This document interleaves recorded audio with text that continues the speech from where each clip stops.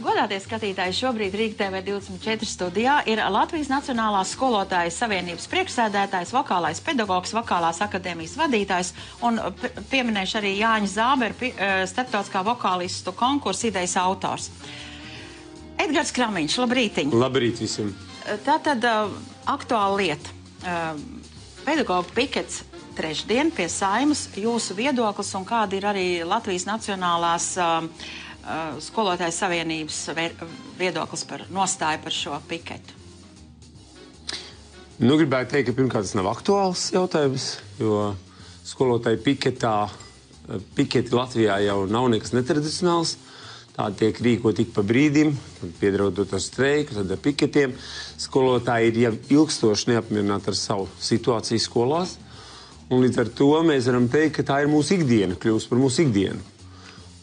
Latvijas Nacionālās skolotājas savienība šajā jautājumā oficiāli viedokļi kā tāda nav. Skolotājas savienības vadītājs tikai var pateikt, ka mūs neapmierina tā situācija, kas ir Latvijā jau gadiem, un mēs par to ļoti, ļoti daudz runājam.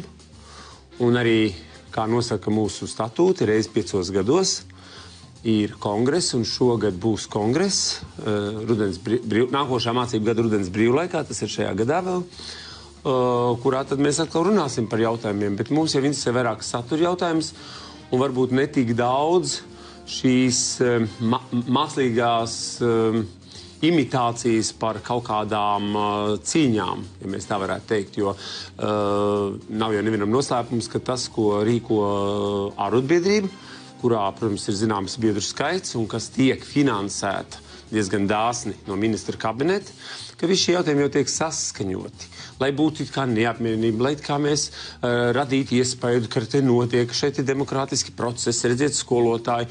Un tad tāpat ārotbiedrība ātri teiks, skolotāji veikli, visi pa klasītēm turpinam strādāt. Tam tak nav nekāda jēga, ja mēs paskatāmies, kā šie procesi notiek Lietuvā, kur vienkārši tas iet ilgstoši, ja? Kur tiek noņemti ministri, kur tiek panākts, ka 13 miljoni tiek piešķirt izglītības sistēmai, tad tam ir jēga. Bet, diemžēl, mūsu ārotbiedrība jau neko nevar izdarīt, jo elementāri arī gadiem pedagogi ir maksājuši ārotbiedrības naudas, un streika fonda nauda ir iztērēta. Kas ir ārotbiedrības uzdevums? Viņiem ir jānodrošina, ka skolotājs streiko un streika laikā saņem minimālo algu kaut vai, lai būtu to rupit maizi un pienu. Ja skolotājs ir novests tik tālu, ka viņš jau nevar faktiski streikot, jo tad viņa bērns rītā paliks bez maizes. Tātad par kādu streiku mēs varam runāt. Te ir jāprasa ļoti nopietna atbildība no ārotbiedrības. Bet kamēr būs tā, ka cilvēks, kurš sēž ārotbiedrībā, nākošā dienā jau sēž ministrijā, un tad viņam apnīk sēdēt ministrijā, viņš atkal sēž ārotbiedrībā.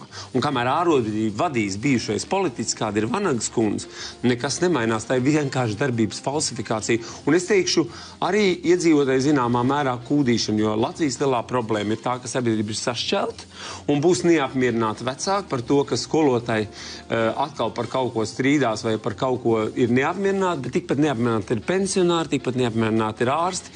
Un tāpēc varbūt šī situācija Latvijā vispār ir tāda, ka pēdējā laikā sociālos tīklos ar vien izskan domas par to, ka ir pienācis laiks revolūcijai, ko es neatbalstu personīgi.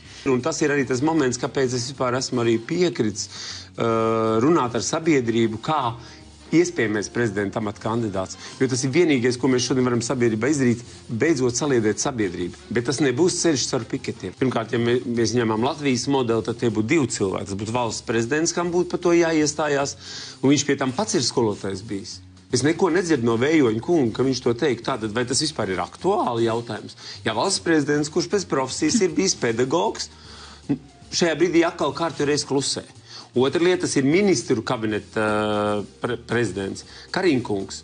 Un atkal jautājums tātad cilvēks laikam, kurš ir ieguvis tādu izglītību, kādu viņš ir savā laikā iegūs Amerikas Savienotajās valstīs, neizprot to izglītības situācijas nopietnību, kāda ir Latvijā. Ir ļoti grūti citas valsts pilsonim iestāties par citas savukārt valsts pilsoņu interesēm. Tāpēc ir klusums. Problēma, manuprāt, tā lielākā bija, ka tad, kad mēs ieguvām Latvijas neatkarību, un tad, kad mēs sākām iet kā šo jauno ceļu, kad daži cilvēki bija neskapēc iedomājušies, ka viss, kas bija iepriekš, ir jāiznīcina. un jānojauc. Faktiski tā ir tāda revolucionāra situācija, un pēc revolūcijām parasti uzspēld, kā mēs sakam, padibenes augšā, vai uzspēld nekvalitatīvākais sabiedrības slānis un sāk valdīt par kvalitatīvākiem cilvēkiem. Kā rezultātā no skolām aizgāja cilvēki, nevarēdam pieņemt to, ka viņi nevar darīt savu darbu pedagogu cienīgi tam statusam, kāds ir viņam iedots jau no sabiedrības skolotājs. Un tad sākās šis juceklis, kurā mēs neizveidojām nekādu savu situāciju. Mums vajadzēja pastīties varbūt Daugi, Dēķenu, mūsu Latvijas brīvvalsts dižgarus, kur veidoja Latvijas nacionālu izglītības sistēmu. Paskatoties, jo arī tajā pašā Krievu laikā ļoti daudz, kas no tā netika iznīcināts, bet tagad it kā mēs mehāniski sakot iznīcinot PSRS dogmas un visu to sistēmu, mēs iznīcējām arī Latvijas nacionālas izglītības sistēmas tādas vadlīnijas pamatpunktus. Jā, protams, un jāsaka vēl šodien, daudz mēs esam par to diskutējuši, vai mums vajag atvērt tā saucamos čekus maisus, vai mums nevajag atvērt tos čekus. Vai esam pavēruši? Jā, mēs esam pavēruši, un ko mēs ieraugam? Ka visa nauda Latvijā ar vienu tiek dalīta tikai šai struktūras ietvaros. Jūs saprotat? Un ja mums ir jauni, jūs pieminējāt Zāberu konkursu, kuru valstiskā līmenī kultūras ministrija negrib atbalstīt un saka, ka tas nav aktuāli. Bet tai pašā reizē valsts sekretāri pieņem atbildību par to, ka viņi iedeva milzīgus naudus Šipkeviča junior koncertam. Bet ja mēs paskatīsimies valsts sekretāra Vilsona ģimenē un Šipkeviča ģimenē, ir šie radinieki, kas ir saistīti ar kā čekas aģenti. Un tādā veidā tiek turpināt dalīt naudu. Jūs saprotiet, arī mākslā un citur. Un kādreiz mēs ar jums diskutējām par kinorežisoru Jānis Streiču, kas atzīst, ir ļoti talantīgs. Bet ja mēs paskatām vēsturiski, pēc neatkarības atgūšanas pārējie režisori naudu dabūja apaļu nulli. Jo tika nauda dalīta tikai savējiem. Un līdz ar to visas filmas turpināja filmēt tikai Jānis Streičs. Bet es, kā Latvijas pilsonis, būtu ieinteresēts, lai būtu 5 forši režisori, ne tikai 1. Un tā ir šīs organizācijas briesmīgākās sekas, ko mēs izjūtam vēl šodien, ka principā ir tikai kaut kāds savējo klans. Un var nebūt pati čekas māja, un var neeksistēt šī organizācija, bet bērni un arī tie cilvēki, kas ir parasti ar ļoti bieži pie jums apgrozās, viņi visi ir ar to saistīti. Ja? Arī tajā pašā preses klubā, kurā es viesojos. Paskatieties, kas visbiežāk sēž uz dīvānī. Viņam noteikti būs pēdas kartotekā. Es domāju, ka tā ir diezgan liela problēma vispār sabiedrībā šodien, ka cilvēkiem trūkst zināšanas. Un ja mēs runājam par valsti, un šobrīd man arī bieži intervē un uzrunā uz cilvēku uz ielas kā potenciāli iespējamo Latvijas valsts prezidenta kandidātu, tad es vienmēr saku, mans pamatdokuments ir satversme. Un man arī šodien līdzi ir satversme, bet es vados pēc 36. gada izdotās satversmes. Nevis pēc tā, kas ir satversmes samudžināts, bet cilvēkiem šodien skolā vispār nemāca satversmi. Un kā mēs gribam, lai mums būtu domājoši jaunieši augtu, lai viņi iestātos par savu valsti, ja viņi vispār nezina savas valsts pamatlikumu. Viņi vispār nezina, kas ir Raiņa Pūtvēji, šodien nākot no skolas, beiguši vidusskolu, un viņi nezina arī, kas ir valsts satversme un ko tā nosaka. Mēs esam tik ļoti piedodiet par izteicienu, izvarojuši Latvijas valsti un Latvijas valstisko domāšanu un patriotismu tajā pamatbūtībā. Iespējams, ka tas pat ir viens no soļiem, kad ir jāpaņem, datorizētā valodā runājam, jānospiež poga delete, izdzēst pašreizējo un paņemt kopiju paste, iecelt veco un sākt skatīties, kur mēs esam nošauši greizi. Un varbūt tad mēs tiktu vaļā no tiem samežģījumiem, no tām dogmām, kas mūs vēl tur. Ja? Bet tā ļoti, vispirms jāpaņem tiešām tīra kopija apakaļ. Un tad jāskatās. Nezinu, kāpēc, teiksim, ja mēs restaurējam kādas gleznas vai pils zāles, tad mums liekas ļoti normāli. Ka mēs ejam slānīt pa slānim visu, kas esam noslīdz, aiziem līdz oriģinālam. Līdz tam 18. gadsimtam, līdz tam 17. gadsimtam. Un tad skatāmies, jā, ir fragmenti, kurus nevar atjaunot, ko tagad darīsim. Vai mēs tā pielēbosim, ka nemanīs, kad nebūs naudas, ja mums valstī ir izveidot tāda absurda situācija, ka, teiksim, ja mēs ņemam vienkāršākā darba darītājus, kā sētnieki, kā apkopējus un tā tālāk, kas neprasa īpaši kvalifikāciju, šie ļoti cienījami darbi, kuriem būtu jāsaņem iztiks minimums, un viņi nesaņem iztiks minimumu. un aiziet līdz tam, ka valstī lielākā alga nav valsts prezidentam un nav ministru kabineta prezidentam, ka mēs nonākam līdz tādam absurdam, ka vienā valsts iestādē departamenta direktors saņem 2 reizes lielāku algu kā valsts prezidents. Tad jautājums, kurš vada šo valsti? Jūs saprotiet, ja mēs runājam par to, ka Nacionālās operas teātra direktoram ir 7000 alga, ka departamenta direktors saņem 4500, tās nav valsts prezidenta algas. Tad jautājums, kurš šai valstī ir saimnieks? Kārļa Ulmaņa laikā tas kaut kas nebūtu pieņemams. Mēs esam tik ļoti aizgājuši šo materializēšanās ceļu, bet līdz ar to mēs uzpērkam par šiem 1000 algotos cilvēkus, kuri paraksta jebkuru petīciju, kur mums vajadzēs, jebkurā brīdī. Un ja mēs pavērojam Levita kunga atbalstītāju pirmo pūku, 115 saucamos inteliģences pārstāvs, mēs atkal ko redzam, čekas maisus un labi apmaksāts pie valsts budžeta piekļuvušs cilvēks. Kamēr mēs maksāsim šādas algas un vēl nerunājot par visām komandēm, naudām un tā tālāk, ja Eiropas deputēts, mēs viņam maksājam dienā 132, man liekas, eiro dienā, un cilvēkam, pedagogam, kurš brauc uz kursiem uz Rīgu 6 eiro, viņam jāpēr pa 6 eiro Rīgā. Nu, tikmēr jau mēs nekad nevaram ieviest šo kārtību valstī. Tas ir tiešām kaut kas absurds. Bet, ja mēs jau esam pieskārušies prezidenta būšanai, jūs jau 2. reizi no Skolotāju savienības tiekat tā kā virzīts prezidenta amata kandidātam pozīcijā. Sakiet, lūdzu, vai jūs esat arī pārdomājis to motivāciju, kādēļ jūs pirmoreiz? Jā, protams. Un kādēļ tagad atkal?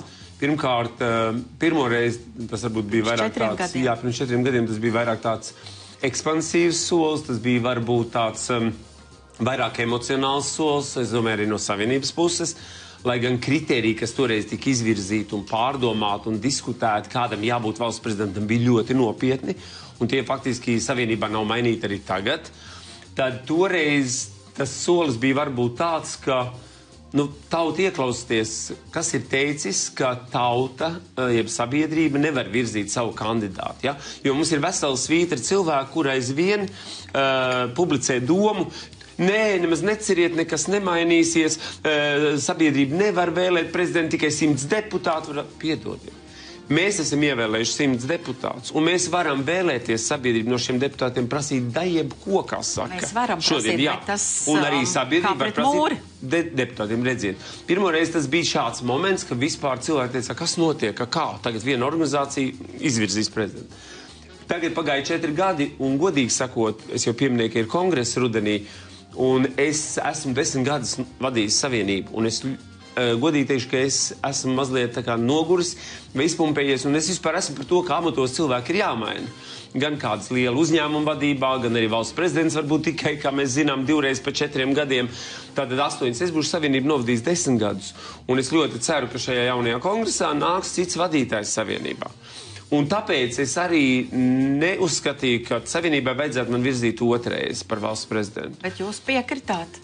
Bet tas bija tāpēc, ka cilvēki sāka rakstīt cilvēku uz savienību un teica, ko jūs darīsiet, vai jūs tiešām nevirzīsiet atkal, vai kramiņš ir palicis sliktāks, vai viņa kvalitātes ir kritušās, vai viņš ir sev nodevis, vai viņš ir kaut kā morāliski apkaunojis valsts, vai kāpēc jūs to nedarīsiet. Un bija grūti atrast uz atbildes jautājumu, kāpēc to nedarīt 2 reizes.